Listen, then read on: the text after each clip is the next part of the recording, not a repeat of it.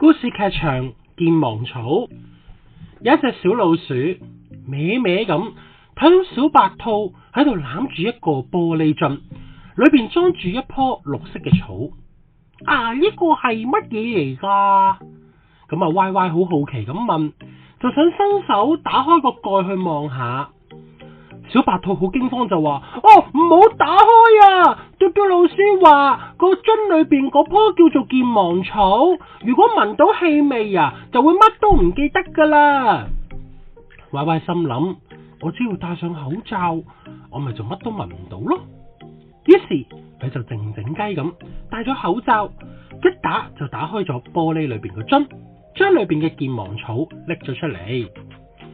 小白兔就咦吟就話：我頭先嚟係做乜嘢嘅呢？講下，佢就迷迷糊糊咁留低個樽就走咗啦。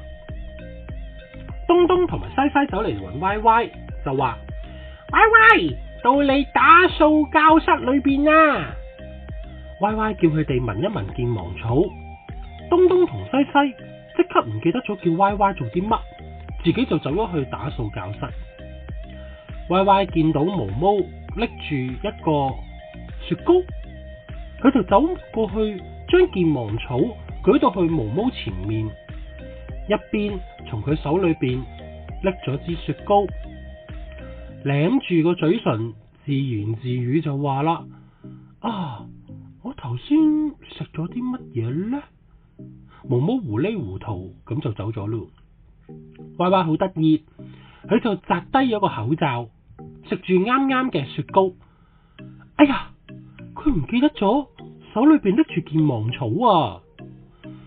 健忘草嘅氣味令到歪歪好糊塗，連自己係邊個都唔記得。佢連落雨都唔記得點樣去避雨啊！大家都好想幫佢，但係啲人一走埋去佢身邊，聞到健忘草嘅味就唔記得咗自己做乜。直到2個禮拜之後，健忘草枯乾咗，朋友先至揾到佢啊！